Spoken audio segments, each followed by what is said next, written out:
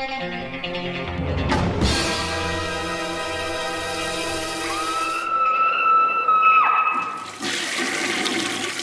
guys, what's up? It is week 330, and I got a bunch of reviews for you. No update, but some questions and everything. So, yeah, let's hop into this. The first one up is from MVD Rewind, and this is Ghoulies in 4K. That's right.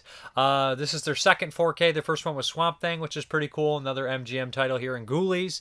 Ghoulies was produced by Charles Band from Empire Pictures at the time, later Full Moon. And this was kind of a take on their Gremlins. You know, a lot of people say a ripoff, whatever. I think it was in development before Gremlins was actually released, but then after it was released, they kind of just maybe toned it to more of a Gremlin-style film. This was made in Italy, I believe, or, you know, with some of the other Empire Picture flicks. 84, released in 85 for the most part. But yeah, this is spawned 3 sequels. It was directed by, how do you pronounce this? Luca Bercovici. I always mispronounce his name. He was also an actor in a slew of things. And the biggest actor in Ghoulies is Jack Nance. So I've covered Ghoulies. I've covered the entire franchise with Dustin Mills on the show. Anybody who doesn't know me, Ghoulies 2 and 3 are a couple of my absolute favorites. They inspired me on my movies that I made, the cheap little killer creatures, little creatures flicks. Ghoulies 1 I always was a little hot and cold on.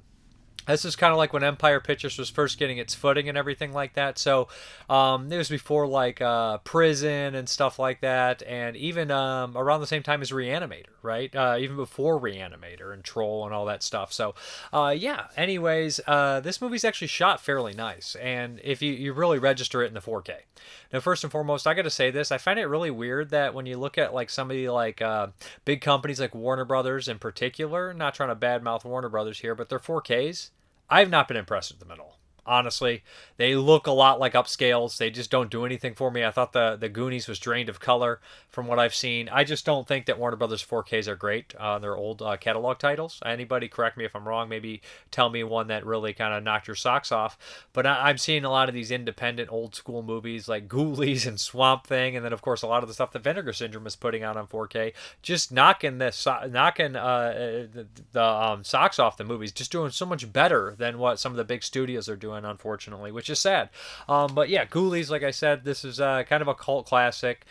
Jack Nance is in there. It opens up with Sacrifice. So the first Ghoulies has definitely more of a satanic angle on it. The satanic angle would remain in all the sequels, but it would kind of be toned down a bit.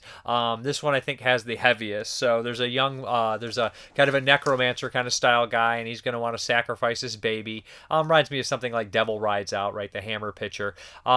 The baby is kind of like it's ruined because the mother of the child puts a necklace on it. He's the father, the guy ready to sacrifice the baby, kind of run away. And we fast forward. We get the help of Jack Nance, of course. We fast forward to about 20 years or so. 25 years, and the son now has inherited this giant mansion. It's spooky, it's beautiful, like true like kind of college kid fashion. He decides to throw a party there. His friends show up, shenanigans, absolutely ridiculous group of friends, a lot of weird humor. So this movie's tonally kind of strange, where it's like it seems serious at times and then really goofy. And unlike the other Ghoulies movies like Ghoulies 2 and 3, where they kind of found their footing within the little creatures to focus on the Ghoulies, they kind of throw everything in the kitchen sink in here. Like I said, there's a necromancer, and then on top of that they have kind of like some small people, dwarfs in here as well, and like some other kind of creatures. This is the only appearance by Ape Ghoulie.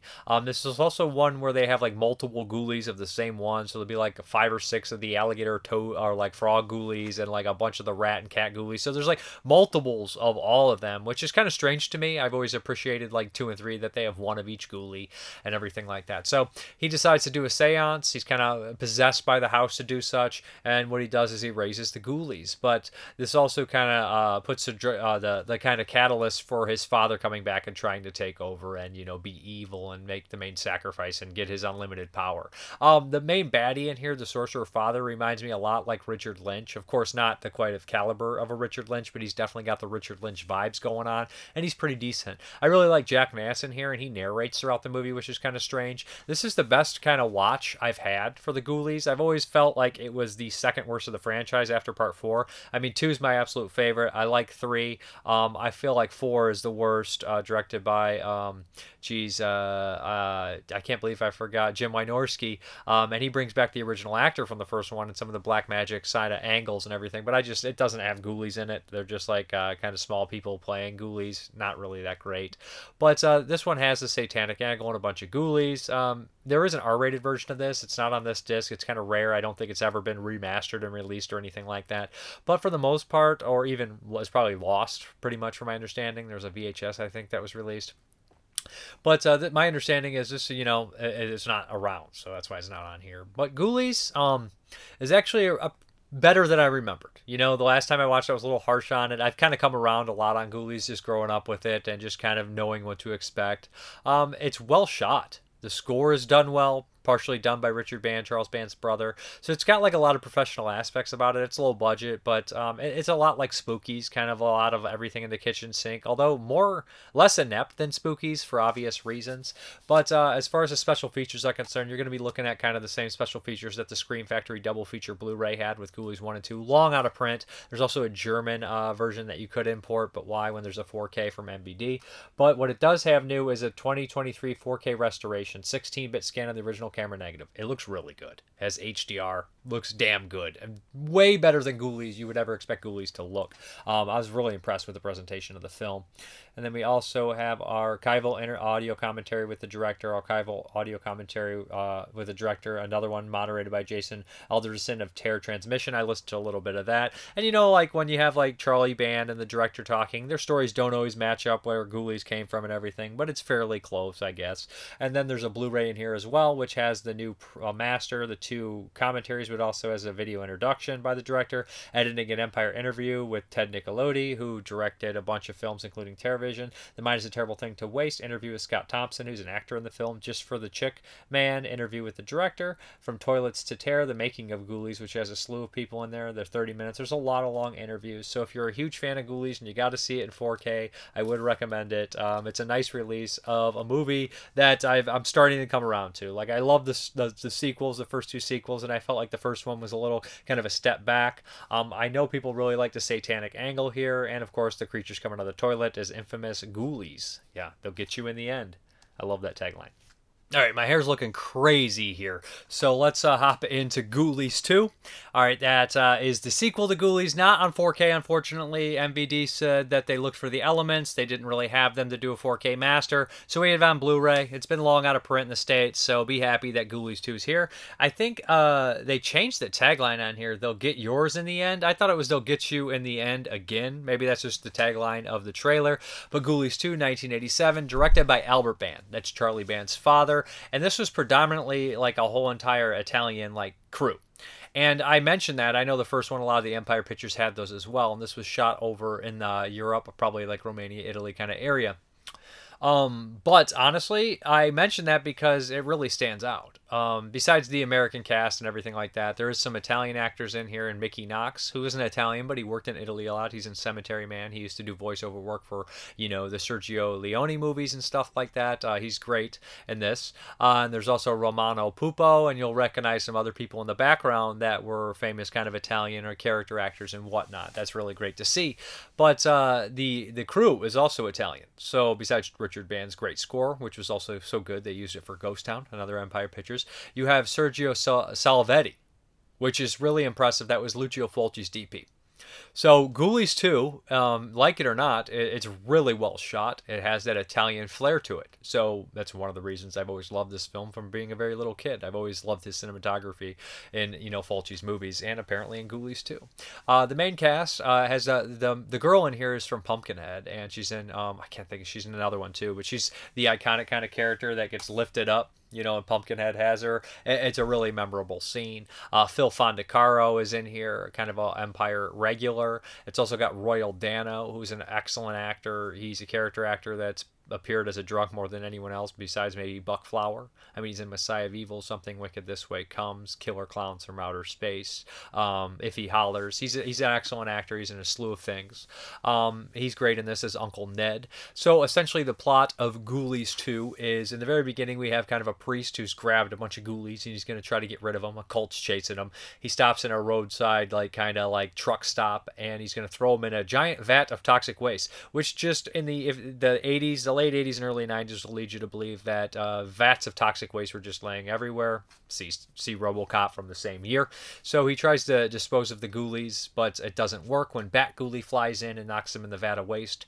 The other 4 ghoulies that he tried to melt, I guess, besides Bat Ghoulie, kind of rise from it in a really iconic scene where you have some memorable, some previous ones like the fish and the cat and the rat.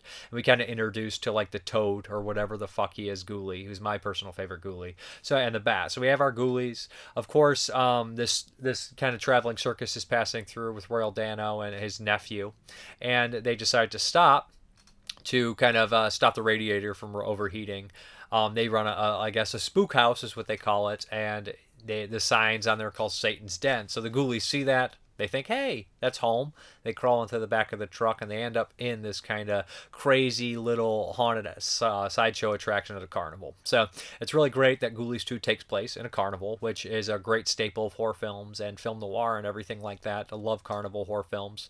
I also love, like I said, that shot in kind of the Italy with the Italian crew and has a bunch of character actors in there. It's also written by Dennis Paoli, who wrote a lot of Stuart Gordon stuff. He wrote Reanimator and some other things, so he's a really capable writer. So we're looking at so much talent behind Ghoulies 2, not to mention produced by Charles Band, score by Richard Band, directed by Albert Band, who's done a slew of films. So we're looking at more talent than Ghoulies 2 should probably have. Carl Buechler did the effects, and the effects are really strong in here. I think the Ghoulies never looked better. The stop motion stuff they use is really good, or the kind of computer, whatever they use when they kind of move and stuff. Obviously, you could tell it's an old special effect, which I enjoy. But it's just a lot of fun, especially when the final climax breaks out and all the ghoulies attack the circus. We have Wasp on the soundtrack, Scream Until You Like It, which is absolute blast. Yeah, it's just a fun, goofy movie. I mean, it's mostly made for kids, although some of the stuff could be disturbing. You got Billy Butler in there, super young. You got somebody from Dazed and Confused making an early appearance in here. So it's just a lot of fun. It's a very quotable, very silly, very cute movie. Royal Dano's character is just really sad and tragic, to be brutally honest. Like in the opening when he's talking about the moon and he's like, that's the fullest moon I ever seen. It's a magic moon, nephew. It seems really depressing and really genuinely real. Like I said, a lot of the early Empire and Full Moon movies really just felt like they were kids movies with gore. This one has a little bit of gore. There is an R-rated version of this if you get the German import, but all that stuff is just standard def spliced in, and some of the kills are just a little bit more graphic. They're included as deleted scenes here, as they were on the Scream Factory Blu-ray as well. As far as the special features are concerned, we have high definition presentation. Then we have subtitles, of course, introduction by screenwriter Dennis Paoli, More Toilets, More Terror, The Making of Ghoulies 2, Under a Magic Moon, interview with Dennis Paoli, deleted scenes, photo gallery, theatrical trailer, two-sided artwork, collectible, mini poster. So anyways, yeah, this is one of my favorite kind of little creature movies, if not my all-time favorite. I'm not telling you it's better than Critters 1 or 2. I'm not telling you it's better than Gremlins 1 or 2. I'm telling you it's my personal favorite. I will tell you it's better than Ghoulies 1. I'll take that to the grave. But Ghoulies 2, 1987, just if you like these kind of movies, I really recommend it. It's one of the best of its kind. Empire or kind of Ghoulies, little creatures, little critter kind of deals. I think it's one of the best ones. So check out Ghoulies 2. It looks pretty good, solid. I don't remember. I don't think the original Blu-rays from Scream Factory had subtitles. I might be wrong on that, but these ones both do.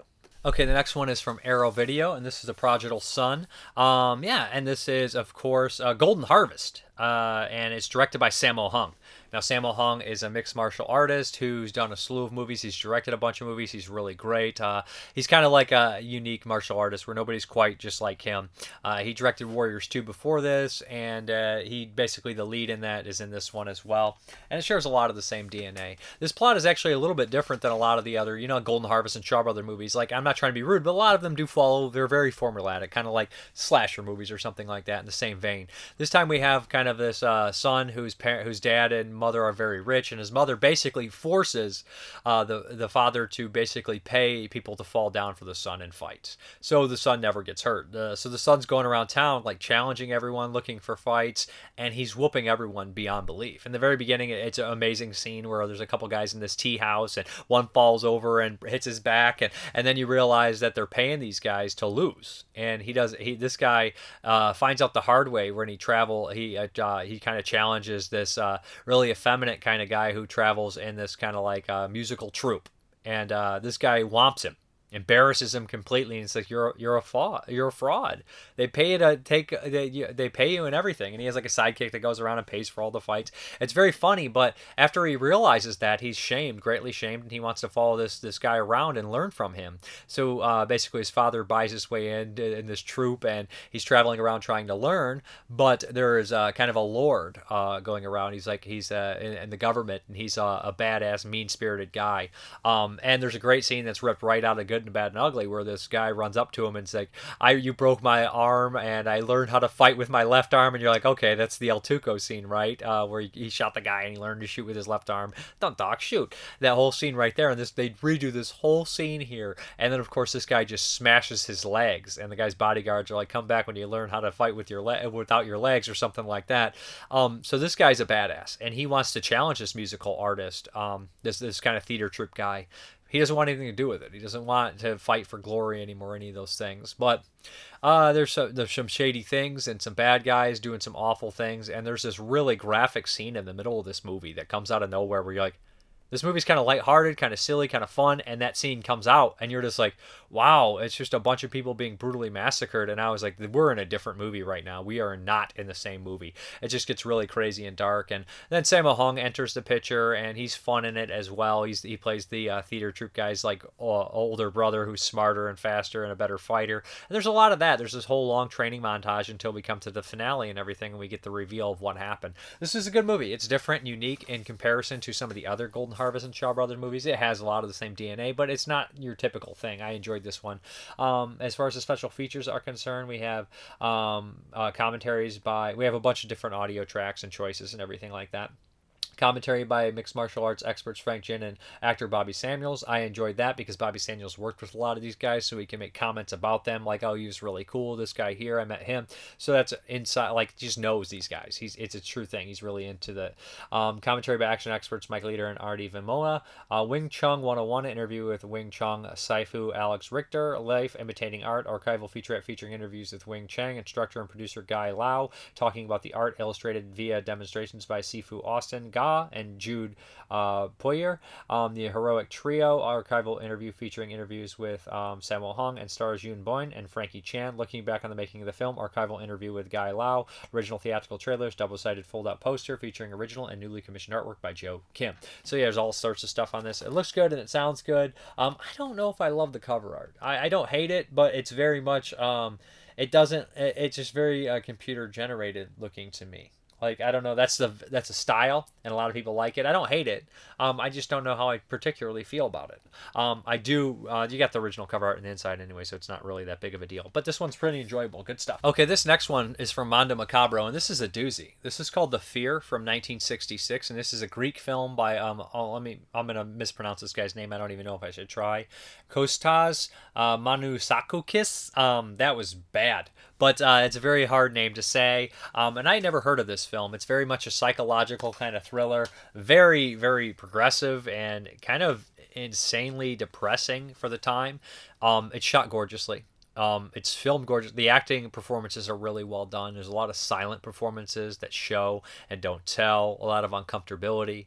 It's about a patriarchal society in Greece, kind of a, I guess I would say, secluded area where there's a father and a mother, and they have the mother. This is like her stepson here. This is the father's boy. He's slow and he's sexually repressed, and he's just not right. And he works on this farm, and they are well off, and they have a lot of helpers that are around, including a mute girl. And the daughter comes back from college, and she's going to go to college. She comes back from university a bit, I believe, and she kind of shakes the things up a little bit. And we have this weird kind of scenario with all these people here. And there's some really kind of disturbing scenes. Like you see that the men go out and they sleep with prostitutes whenever they want and neglect their wives. There's a really depressing scene of the relationship between the parents about him going to her door when he's drunk. And it's just a lot of things said and family kind of drama stuff that's really disturbing. And it's all leading up to obviously a rape and eventually even a murder, and how they handle it and how they cover it up and the power dynamic switching. What I loved about the movie, besides like the acting performances and what it had to say and the psychological aspects of it, was the cinematography. If you guys ever seen like John Roland movies, when he has like free range, he'll use scope really well. Not even scope, he'll just show like, I guess, location of the characters, how isolated they can really be, and he does that really well in like Grapes of Death, where you'll be focused on a character and it will zoom all the way back. And this, and he's not the only guy to do it, right? When I'm thinking art film, I'm thinking thriller, horror pictures, I think John Roland when it comes to this kind of style. And he's like zoomed in on somebody and you don't even know you're in a zoom, and he pulls all the way out and you see them in the middle of this countryside, this beautiful countryside, or by a lake walking. And they do that here, but it's got a really kind of profound, kind of disturbing effect when they do that. And they do it 2 or 3 times, and it's gorgeous. These kind of fields and everything like that, but all this disturbing stuff is happening underneath the surface.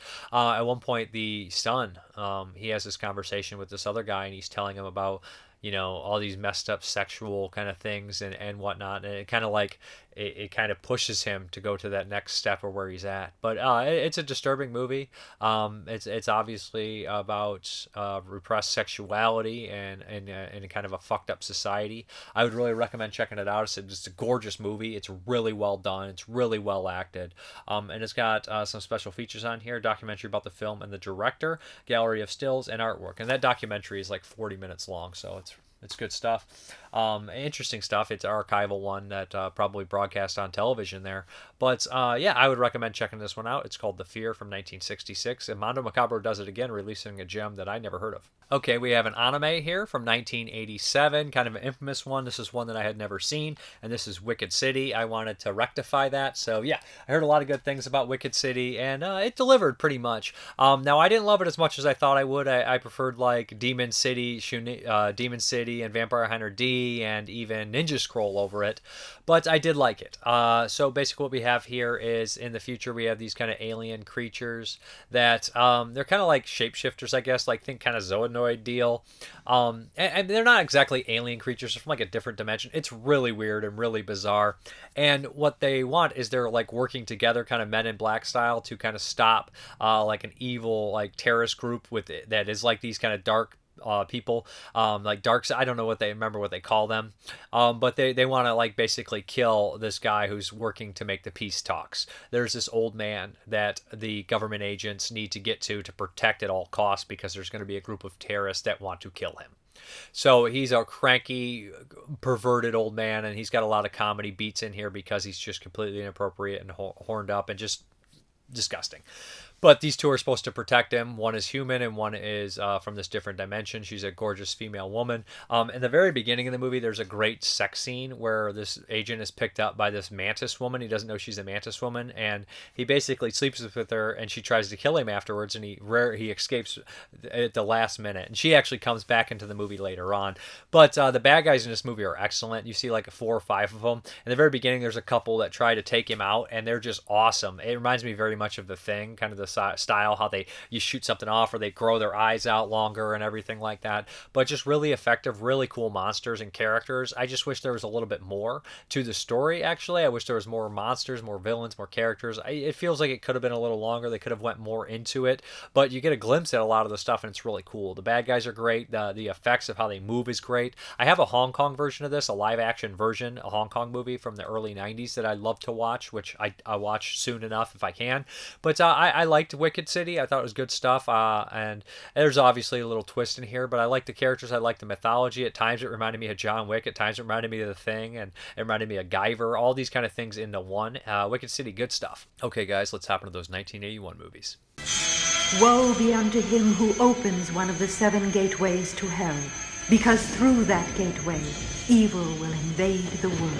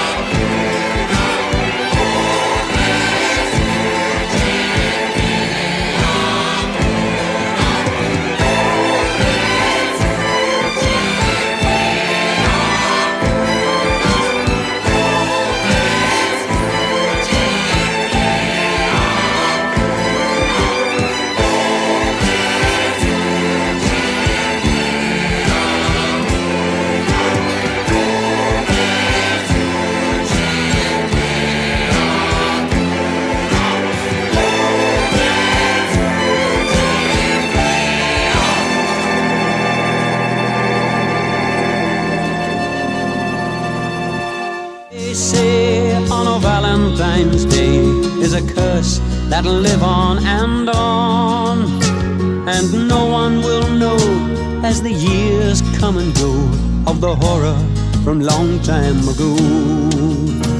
In this little town, when the 14th comes round, there's a silence and fear in the air. Remember the morn that the legend was born, all the shock and the horror was there.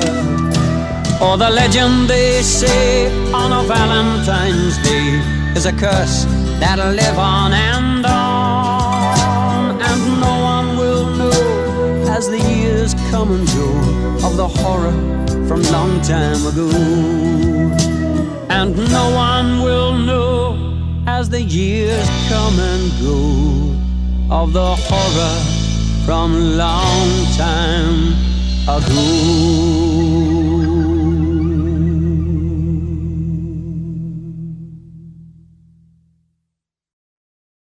Okay, the first up is from the Angel Gut series. That's right. This is not necessarily a horror film, but it's horror adjacent for sure. So get your pervert cards out here. We're going to the Angel Guts territory. Now, there are 6 of these movies. This set has 5. This is from Arts Magic. I don't know if the 6th one, what is it called? Red Flash is technically one. It's kind of iffy. I believe it is. It's a very good movie. But this one is going to be Angel Guts Red Porno from 1981, of course. Yeah. So this is the director of Evil Dead Trap, so that's kind of horror adjacent there. And this one does have some kind of horror elements, or elements that would interest a horror fan. And it's got some really dark subject matter about stalking and all that kind of stuff. Oh, of course I spilled the coffee, but we're going to be okay. We're going to finish this review first. So I was looking at Letterboxd, and somebody pointed out some stuff that I thought was really interesting. They had basically Black Swan at the top 2010, then they had Perfect Blue, then they had Durfan from 82, and then they had this one underneath. And they were like, this movie is like, these 4 movies are like a great trajectory, and it all starts with Angel Guts Red Porno. I was like, you know what? I've seen all 3 of those movies, and I'm watching this, and I'm like, I do see that. I really do see the trajectory there, right? Because if you watch like people being forced into this kind of performance, and it just fucks them up, and it changes their entire outlook of life and everything. So this story is really kind of sad and depressing, and it's broken up in a different way. It's not like chronological order exactly.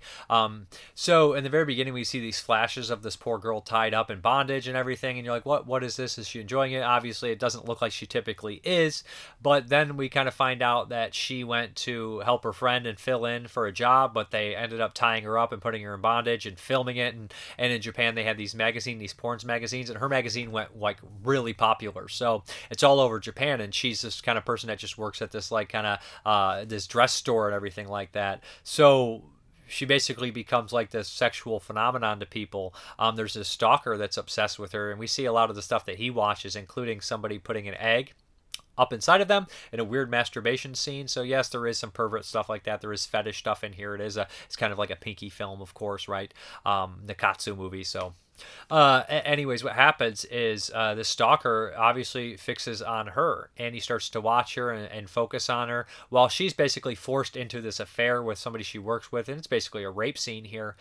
Pretty dark stuff, but she starts to have a relationship with him until eventually he finds out about the magazine, and there's people from that group trying to pull her back in to do more and everything like that, and it's just weird. She has like a weird feeling and relationship with the attention and with the magazine and things like that, because she was very non-sexual person.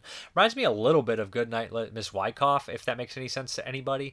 But as the movie progresses, I see a lot of similarities too. There was one last year, kind of like The Sex Hunter 1980, but I think it's more along the lines of, what is the one where the character rapes people and he sets them on fire? I'm asking you guys, even though I covered it, but there's so many movies I can't think. It might have been the same director, Ikeda. It might have been Ikeda again. I believe that's the same guy, and it does have similarities to that. But there's this great scene when the character, the stalker, provokes her, and it's like a beautiful scene. It's shot really well, beautiful cinematography, beautiful 1981 locations out in the city, roaming the streets, and there's a really great ending with a lot of downfall, and she basically confronts him, and it says things like, these stalkers are the people, they're obsessed with ideas of people. They're not really obsessed with the person. They're not really obsessed or love the person. They're just obsessed with longing and wanting and the idea of having that person. And it's dark. and it's a disturbing, kind of depressing movie. And it's good though. I really liked it. I enjoyed it quite a bit. Angel Guts Red Porno. The title alone just suggests that it'd be more graphic than it is, but it's interesting stuff, good stuff. And Japan doesn't have that many horror movies from the early 80s. We wait till we get to the mid to late 80s and early 90s where they like flood the market with tons of direct-to-video stuff. Of course, the guinea pig films and Gozu and all these kind of bizarre Cyclops 1980s, late 80s, like crazy movies that are really cool. But in the beginning, there was just kind of pinky films that crossed the line. There's stuff in the 60s, of course, a lot of ghost stories and monster movies, and even in the 70s, you have a couple like what is that one? Beautiful Hunter. I can't think, the really fucked up one from 79, Hunter of Jude. I can't remember. Star of David. It's weird ass movie, but yeah, this one right here is interesting for sure. Angel Guts Red Porno. That set, of course, is out of print. It's very expensive, but there's HD masters of the first 5 Angel Gut movies floating around, if I'm not mistaken, and I'd love to see them get wider releases. I'd love to see them get stateside releases. I know Synapse has been doing the Nakatsus over here. Come on, do the Angel Guts movies. We deserve the Angel Guts movies on Blu-ray. I don't know. What's the hold up? The next one from 1981 is an Italian flick. Not as many Italian flicks, I don't think, from this year as the previous year, but there's a handful. And this one is by one of the maestros here. This is from Riccardo Freda. This is Murder Obsession. Now, I seen this one years ago. This is a rare Blu-ray. Yeah, so we're going to hop into this one. This one reminds me a bit of Blood Delirium. Kind of has the plot of, forgotten past. Now, it's a supernatural gialli. There's some supernatural touches in there. Although I feel like a lot of the supernatural touches don't really amount to much. So we have a young boy who had a lot of trauma happen to him when he's a very young kid, and he has not been home ever since. His mother is Anita Strindberg, who's in a slew of things. We also have Laura Gemser in here, of course, Black Emmanuelle herself. So what happens is he works in film, and he comes back to his old house to kind of film some stuff, bring some of his movie friends with him, a secretary who's actually his girlfriend. And what happens is weird things start to happen right away. His girlfriend has a crazy gothic dream with a giant rubber spider and zombies that spit goo out. It's really weird and doesn't really fit in place, but it kind of plays into the supernatural aspects. And we learn what happened to this poor boy. At a young age, he murdered his father, played by the same actor, of course, but we're not going to really sure exactly what happened. There is a mysterious kind of butler hanging around the premises. The mother is sick. All these kind of things play into red herring gothic style things, right? And what happens is people start getting picked off. There's plenty of nudity, plenty of sex, and whatnot, but maybe not too much sex, but there is a handful of nudity. And then we have a double reveal at the very end. Now, the first reveal, you're like, oh shit, and then the second reveal is even more fun. But yeah, this one, I do like this. I think it's interesting. I think it's decent. I think it's kind of crazy that Riccardo Freda, he was basically the mentor to Mario Bava, or Mario Bava worked with Riccardo Freda a lot. He's the one who let him finish Kaltiki, or had him finish Kaltiki. It depends who's telling you a story. But so it's weird that Riccardo Freda is still making horror movies, and Mario Bava, the guy who learned from him or worked under him, is dead already in 1981. That's sad. But Riccardo Freda did a couple more, of course, The Horrible Dr. Hitchcock, and he had what is it? I know there's a couple I covered on here. Did he do The Iguana and the Tongue of Fire? So I mean, he's got a nice, decent amount filmography in Italian horror and gothic films. One of the first ones to do kind of the gothic style. But Murder Obsession's kind of late in the game, right? It's not quite giallo, not quite gothic horror, kind of a mixture of both. Maybe in the same lines of like Seven Deaths in a Cat's Eye by Antonio Margheriti. But it's decent. It's solid. It's got a good location, of course. The longer version here is the Italian version, and there's a shorter English version, which is about 5 minutes shorter. I went with the Italian version. I enjoyed it for the most part. It's nice seeing Laura Gemser not being a Joe D'Amato movie. Not that there's anything wrong with Joe D'Amato, of course, but it's kind of a nice surprise here. Anyways, Murder Obsession. Some people listed it as one of the worst movies in 1981. Not even close. I liked it. I'm also an aficionado of Italian cinema, and it's been years since I watched this one. The only hit on it is probably it's not the most memorable movie in the world, which, but hey, sometimes that happens. Basically, with special features here, we have interview with Stivoletti. That is the special effects artist, Sergio Stivoletti, not Salvetti. Confusing, right? Interview with Claudio Simonetti, composer and founder of Goblin, which is cool. Interview with Gabriele Albanese, director, new and improved English subtitles, digitally stored cutscene footage, English language version of the film, a fully illustrated booklet containing critical analysis of the film by Chris Alexander from Fangoria magazine, a director himself. So yeah, check it out. Murder Obsession. You could do a lot worse. It's pretty decent if you like Italian cinema. Okay, the next one here is super bizarre, and if you read the description, it's like killer puppets, and it's a Asian film. Is this one? I believe this one is probably a Hong Kong flick as well. Correct me if I'm wrong. I don't know too much about this one. It's called Life After Life. Yeah, so bizarre film. Okay.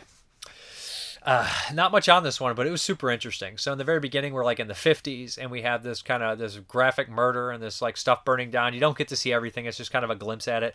And it appears that somebody's been beaten with a puppet, or a puppet's killed somebody. It's a really bizarre scene. We kind of fast forward like 29 years later, and it was really funny because I started this on August 29th when I was watching it, and then I finished it August 30th. And there's a bunch of it's about reincarnation and all these kind of like a circular loop that you get trapped in, and all the characters' birthdays was August 29th, and I was like, man, if I would have known that, I would have forced myself to finish it that night. It was kind of late, so I didn't want to finish it, but it's very funny that, right, they have that whole kind of reincarnation thing, and I actually would have finished it on the day, not knowing what the hell it was about. So we have this kind of, I don't remember exactly his job. He like works in lights and stuff like that, and they're basically trying to make some sort of like, is it a music video or something like that, something with film, and this guy has, a thing for the model here. They have a relationship, and there's a producer on the side that's starting to kind of create this love triangle deal. And all three of these characters end up kind of being intertwined with this whole kind of reincarnation thing. As it goes on, you get closer and closer and realize that it's kind of inevitable that there's going to be some sort of fate kind of thing here, fate kind of deal, curse. It's interesting. There's lots of good visuals and weird kind of stuff going on. Lots of curses, lots of people being killed. Not lots, a couple. But it's visually, it has some really wild moments of like kind of like crazy kind of almost like space stuff.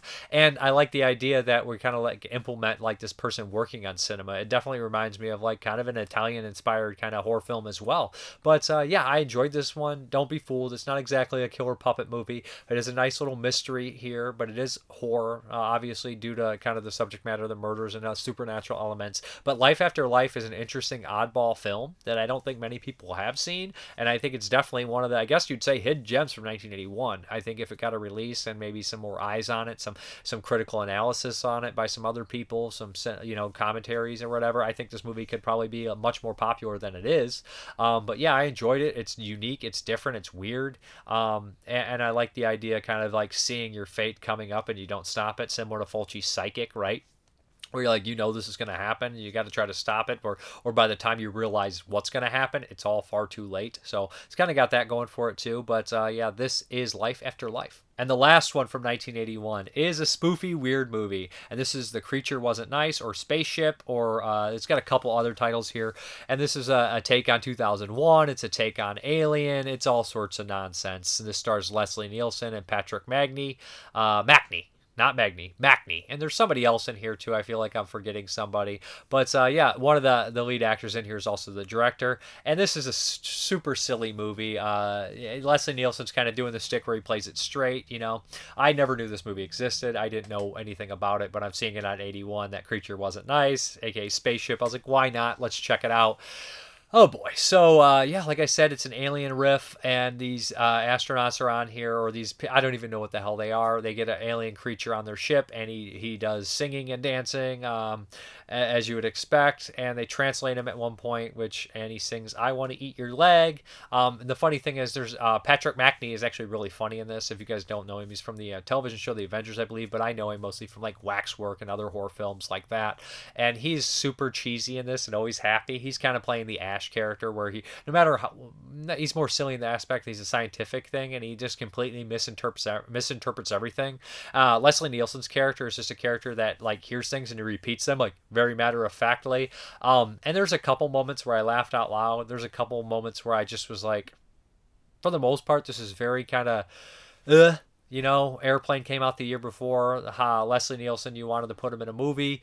Patrick Macney is the best part of the film, to be honest. Oh, Garrett Graham's also in here. How could I forget Garrett Graham? He's wearing that kind of trucker hat thing, like Harry Dean Stanton would wear. He's okay in it. He's got his moments too. So like it's got a lot of funny people in it, a lot of talented people. It doesn't necessarily work. There's a couple moments that had me laughing out loud, but I really can't vouch for this. I can barely remember anything from it. It's a very silly, goofy movie that doesn't have much of a lasting effect. It is The Creature Wasn't Nice, or Spaceship. You can find it on YouTube if you must. Okay, guys, the Patreon pick is, of course, think Jim Simon picked this.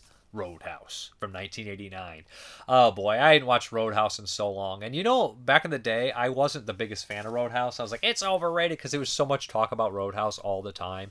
But watching it again, I knew that I would love it. And rewatching it, I enjoyed the hell out of it. I didn't remember that Dean Cundy did the cinematography, so it's like Roadhouse is shot all awesome and in widescreen. Like, what the fuck is happening? So, of course, this is kind of a cult classic. And this is a crazy cult classic. MGM put this out. It stars Patrick Swayze as a cooler, a guy who basically is a professional bouncer to kind of stop fights from happening in these rowdy bars. It also has Sam Elliott, who's his mentor. It has Ben Gazzara as this kind of rich kind of asshole that runs a city. A bunch of other people that you'll recognize in here, including Terry Funk, R.I.P., Chainsaw Charlie from wrestling it. And who is the there's a female in here. I can't believe I'm forgetting her name. I feel like a complete tool bag. She's in a slew of movies, and she's really good in this too. There's also a lot of other character actors in here that you would recognize. The heavy guy from Cheerleader Camp is in here as a bouncer. Come on, Kelly Lynch. I thought it was Kelly Lynch, but I wanted to make sure. So basically, Dalton in Patrick Swayze is hired to kind of clean up this really rowdy bar where there's fights every night, crazy, ridiculous, over-the-top fights. They always have a live band, which is excellent and plays amazing music, covers of great songs. And so Patrick Swayze goes in there and he immediately starts working on there. He starts firing people left and right. And before long, he realizes that he's not just cleaning up a bar, he's cleaning up the town. Because Ben Gazzara is a crooked son of a bitch. He makes all the local shops pay him, and all the business owners hate it, including he starts to kind of fall for this local doctor, and Kelly Lynch, who is the niece of Red, who runs one of the hardware store. So he's directly involved with this. And of course, Kelly Lynch was directly involved with Ben Gazzara as well. Oh no, they were going to get married. Ben Gazzara is a millionaire, and he surrounds himself with the most ridiculous goons of all time. He eventually picks up Terry Funk after he's fired, but there's a slew of them.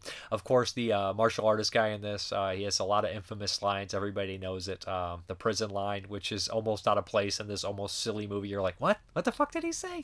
But it also has Anthony DeLongis. Is that how you say his name? He plays Blade in Master Universe. He plays I love Master Universe, so I was like, oh shit, it's hard to recognize him, but after you see it, it's him. He's one of the main goons as well. He's like a guy who's a villain in here. I got a lot of cheesy bad guys, all very memorable, and of course they get their ass whooped a bunch. The fight scenes are really excellent and really kind of hard hitting and over the top. So like there's giant bar scenes which remind me of the classic Western bar scenes times 10. It's super sleazy too. This movie is so fucking horny. A lot of sex, a lot of complete I don't even know what to call it. Like, it's a dummy movie, right? It's just a dummy movie. And like Stephen King, I was listening to people talking about Maximum Overdrive. I can't remember what podcast had Maximum Overdrive on there. They were tearing it apart. I love Maximum Overdrive. I know it's not good. I actually think it was Pick Six Movies, maybe they did it. I can't think. It was somebody like that. But they tore Maximum Overdrive apart, and they were saying Stephen King wanted to make a dummy movie. And I mean, Roadhouse is a dummy movie, and I don't mean that as an insult. It's a shut your brain off and enjoy yourself. Sam Elliott is great in here. He's got a lot of good one-liners. He's like I guess like the white trash, a sex appeal times 10 for everybody. He's got a lot of good lines. Great stuff. And there's just like I said, I just enjoy the whole thing. It's all fighting, it's all shooting, it's all fucking. It's just sleazy. I just wish that movie companies made movies like this. You know what I mean? I want studios to release movies like this again. Just have some fucking fun with it. Have some guts. Have some balls. I guess I'm kind of just disappointed that what's making money now. Roadhouse used to make money. Stuff like this used to make money, and now the stuff that makes money is just stuff that I'm burnt out on. I'm sure people didn't really love Roadhouse. Some of people when it came out probably this is the dumbest thing ever. But the end fight scene's really great, and it's fun watching Ben Gazzara over time just lose his mind. He becomes more and more unhinged as it progresses. But it totally sometimes it's a little all over the place. This guy will get massacred brutally, and then the next scene they'll be like, polar bear fell on me, and everybody's like I mean, it is a goofy movie, and tonally it's I don't know. I like how it looks. It looks really good. Like I said, Dean Cundy, the 4K looks excellent. There's features on here. There's one Blu-ray with all the archival stuff on here. Then there's a new Blu-ray that has interviews with a ton of the people that did a lot of the stunts on there, which is one of the most important aspects of Roadhouse. Let's be honest. They talk about working with Patrick Swayze and how he was a natural, being a dancer and everything like that. So as far as the new special features are concerned, we have, of course, the 5.1 and HDR 4K, and we have a commentary with a bunch of people on here. But the new features, I'll go on the new features here. We have a henchman to a brand new interview with actor stuntman Anthony DeLongis. I Did It My Way, a brand new interview with second unit director stunt coordinator Charlie was that Picanurci? Blonde Ambitions, a brand new interview with actress Laura Lee Kazan. Fighting Man, a brand new interview with Roger Hewlett. Ain't Nothing Gonna Kill Me But Me, a brand new interview with actor Travis McKenna. Original theatrical trailer, all that kind of stuff is the new stuff. And then we have archival stuff, of course, on here. Just a lot of fun, a memorable movie for sure, a cult classic, and I really enjoyed revisiting it. I was just like, man, if all movies were as easy to watch as Roadhouse, I'd never leave the couch, right? Good stuff. Questions, comments, concerns, all that jazz. Bad Brains Horror 3613. Hey Dave, are you picking up Henenletter's Bad Biology from Severin? I already got it coming. Did the whole bundle on that bad boy. He says, great episode. Just read the Kubrick's favorite film was Eraserhead, and he showed it to the cast and crew of The Shining. That is amazing. Had no idea. That is batshit, but I believe it. I heard that too. I didn't know his favorite film, but I know he showed it to his cast and crew. Nick Mua, interesting perspective on The Entity. I'll watch it with a different mindset now. Barbara Hershey gives it the movie heart, though. I was so pleased to see her make a horror comeback with Black Swan and even more cookie-cutter Insidious films. Questions. Do you have an example of a so-so horror movie that gets elevated by the lead actor? The Entity. Sorry. Don't Answer the Phone is a movie I really love, but a huge chunk of that is Nicholas Worth. I think that's a big one.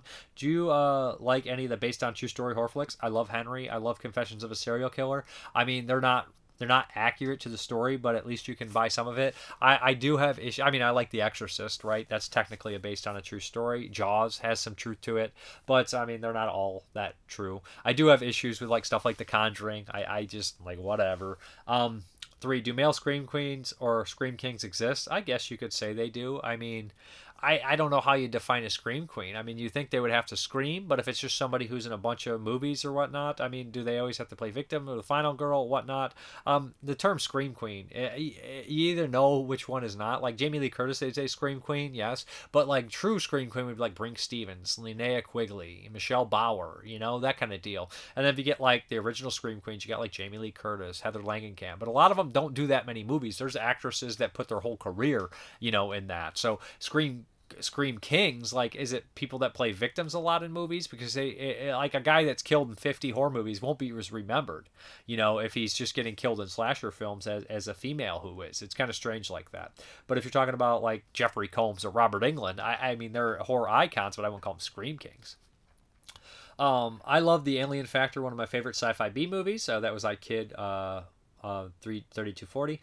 Petri Lempoli 8204. It's been 20 years at least since I saw The Entity, but I can still hear the loud banging noise when the attacks took place. It reminded me very much of Maximum Overdrive, right? But just better done. I love Maximum Overdrive, like I said, but that whole bam, bam, bam, it's a lot like that. The use of sound was really effective. I remember feeling the same way about the ending as you did. It kind of started to fall apart for me when they built the apartment in the studio, but now that I think of it, it was based on a true story. And when do you get a climactic or satisfying ending in real life? And I don't mean that like that, you pervs. I saw Last House on the Left remake, but I can't remember anything of it. It's just meh, and that's absolutely the worst thing if you're dealing with that kind of subject matter. It's been even longer since I saw the original. I still remember being disgusted. Maybe the remake was just too well made and took the edge off the gritty style of the 70s. Somehow made everything feel more real. The same goes for the Texas Chainsaw Massacre, for example. The remake was okay, but you could almost smell the house and the horrors in the original, whereas the 2003 one felt like a popcorn movie.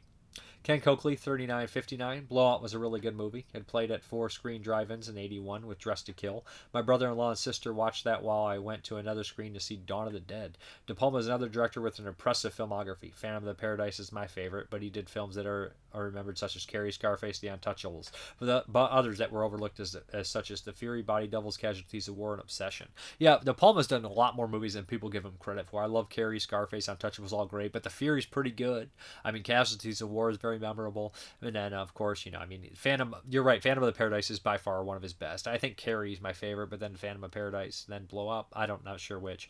But then Blowout. Speaking of great directors, William Friedkin recently passed away. Aside from the French Connection to The Exorcist, I also like Sorcerer as well as Cruisin' and To Live and Die in L.A. He also did a documentary about the late Father Gabriel Amor, who was the exorcist from Rome, Archdiocese.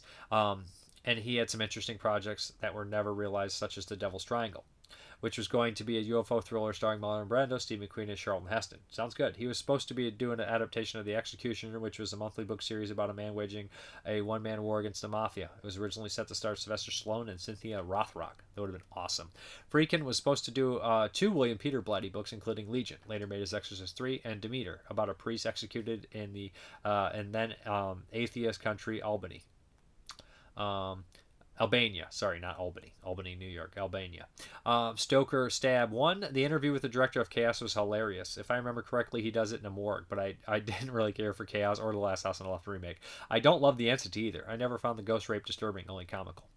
Hudson 3838. Maybe a silly question, you decide, but if the original Last House on the Left never existed, would you have shown the remake more love? I know the remake wouldn't have existed if not for the original, or would it? It's out of the UK this week, and it's out in the UK this week, and looking at the trailer, really tempted, which leads me to the next question. Have you seen the recent or old trailers that made you must see that movie, but it turns out to be a big letdown? I mean, by the big size of Jupiter big.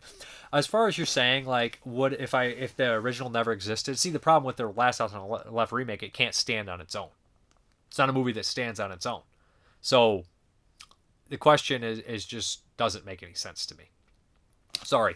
Now if I can't. It's just like saying if like I don't know, like it just doesn't work in that kind of aspect. It's not one that the movie solely wants to have its cake and eat it too. It wants to be approachable by the mainstream, but get the impact of the original and live off the original, but not do what the original did. So I like I said, I can't really say. Maybe if I didn't have the fondness for the original that I do, or the respect for the original, maybe I would respect it a little bit more. Like I said, it's a well-made movie. I just don't think it doesn't have any guts. And I'm sorry, like a movie like that, it needs guts, or it becomes even more offensive in a way, right? If it doesn't fall through landing. So have I seen any recent trailers? I haven't watched many trailers lately, but what is a trailer that was really great? Surf Nazis Must Die has the best trailer ever, and the movie's just okay. There we go, because I love that trailer. It's okay. Zadmi Adams, a great episode. I love The Entity. They changed how they do shit now on YouTube, so when I copy it, it's like their names. It's not actually their names anymore, which I miss. Kentuckinator, good discussion on the nature of remakes in general. Vampire Jack 10. I actually quite like the remake of Last House on the Left, same as the remake of I Spit in a Grave. Both solid remakes. Yeah, I mean, no more power to you. Not my thing. Southport Rocker 4929. Blowout is one of my favorite movies. It's done very well. Really enjoy the audio, sound side of it, and how Travolta's character pieces it together, not to mention the end scene. Cool update as well. Thank you. Hey fella, totally disagree about 2000s horror. I think it's maybe the only decade since the 70s to recapture some of the anything goes attitude. Yeah, the remake trend was obnoxious at the time, but I think a good amount of them are much better than they're given credit. I do think a lot of the remakes are better than they are given credit for. Like, I was giving credit to the Dawn remake, the Crazies remake. I don't even think like the Thing prequel though is that bad. You know what I mean? There's ones that are pretty good. I don't hate the Texas Chainsaw remake. I don't hate the Halloween remake. So there's a lot of remakes I don't hate. I would say that they do have the anything goes attitude, stuff like Hostel and some of the Saw movies. But I do think that they're missing the impact that the 70s had. Now, maybe that could be a time and a place, no doubt. But also, they don't seem to have a message or a meaning. And now some people could say, well, not all 70s movies did, but even the exploitation movies that weren't trying somehow resonated or came across more transgressive. Maybe that's just you putting it on there because they're older and you're reflecting from a different time. See, I was very young at that time watching a lot of those movies, maybe teenager, so you're a little bit more sour maybe to the experience, and that could be a problem that I have with a lot of movies from that time. There's no doubt. I mean, we all live different experiences and we don't see things all the same way, right? And he says 2010's horror by comparison was so much more safe and self-important. Either these wannabe dramas where the director's clearly ashamed to be working within a genre mode, or they're referential meta throwbacks that lack the bite or sincerity of the films they're referencing. The Last House on the Left remake isn't touching the original in terms of quality, but I think it's a complimentary film that also works on its own. I mean, like, you know how I feel about the Last House one. The 2010s, now, I do think that there is some movies that are like that. They just don't seem very sincere. They're just kind of like aping the original. Like, Conjuring, to me, is one movie that feels like Kids Bop versions of the other movies it's referencing, like Amityville and Exorcist, and it's just very, very cookie cutter for the mainstream. Just a very toned down version of those other movies, which I don't think the Conjuring first movie is that good. Sorry, I think the sequel's better, and that's mostly just because of performances from the leads. Now, if you're talking about like are like trying to shit on like Jordan Peele or Ari Aster, I would disagree. I don't think Ari Aster or Jordan Peele are ever ashamed of a horror movie. I think maybe the marketing team were, but I don't think they are. Now, I mean, we all see things differently, you know. Maybe they have been overhyped or and whatnot, or I mean, they may come across pretentious at times, but you know, it's all different kind of aspects. And like, I see what you're saying. Like, I do agree on some points with you, and I disagree on others. I just think like the highs of the early 2000s were pretty high, but the lows were unbearable. So then we have Ken Coakley again. The original, is that the original Last House on the Left on 4K? I mean, yeah, no. I mean, I'm talking. I reviewed the movie. It says up in the type. I'm not trying to be a jerk, but it's like you, I have a special place for the original. I went all the way, went to an all-night horror marathon in 2006 with The Last House on the Left as the first film. Great. People were laughing at it for the first 20 minutes or so. People in front of me were also laughing, and I said, "You won't laugh for long." And they laughed at me. When the movie was over, people were walking around in the daze. I saw a big guy crying. It's awesome. My brother saw it at the drive-in with Don't Look in the Basement and The House That Vanished. I was so jealous. Don't Look in the Basement's one I always heard played with it. My parents remembered that one. And Last House on the Left, I think they might have saw. David Hess was the best villain actor. It's so hard to believe that he was a really cool guy. I couldn't imagine Martin Kove as Krug. No. Hess was also provided the killer soundtrack. Of course, wrote it. Amazing stuff. Fred Lincoln as Weasel reminded me of younger Robert Mitchum, and Jeremy Rain was great as well. She went from looking like something out of the John Williams movie to being beautiful when she stayed at the parents' house. Hess is amazing in the movie. Hands down. Yeah, Martin Kove wouldn't have been right. Martin Kove can be scary, but not that kind of scary. Now on to Monsters Revenge. I met David Hess. I think a couple years before he died. He was really cool. Now on to Monsters Revenge. I'm a huge Monsters fan, and yes, I even like Rob Zombie's version. The film had sentimental value to me as it was one of the many movies I ordered from a video store where I worked at in 98. I ordered that, John Carpenter's Sting, Lucio Fulci Zombies, and a bunch more. I got them in October of 98. The Monsters Revenge, I got a kick out of the Phantom of Opera character. Yeah, he was funny, right? He's just so, like, I just, like, can't help but laugh at him because he's so silly. There was another Monsters TV movie. It was directed by Robert Ginty, who starred in The Exterminator. Edward Herman from The Lost Boys played Herman. Another actor from The Exterminator, Erwin Keyes, was in the film as well. The booklet was Showgirls. Yeah, I figured it was Showgirls. It just must have got thrown in there because they forgot to put it in last time. But I was just confused. I think there was a misprint issue on the original booklet, but I was just like threw out of there, and I was like, I didn't. Showgirls was in the last box, so didn't know what the hell was going on. Yeah, Edward Herman is a perfect Herman monster, right? Looks just like him. I didn't see that new TV movie, but I used to watch The Monsters as a kid. I think I watched it more than The Addams Family, but I was more familiar with the Addams Family movies, if that makes any sense, than the Monsters TV movies. But yeah, so we're going to get out of here, guys. I think that we covered everything. I hope you guys enjoyed it. All right, guys, thank you very much for watching, and as always, have a good one.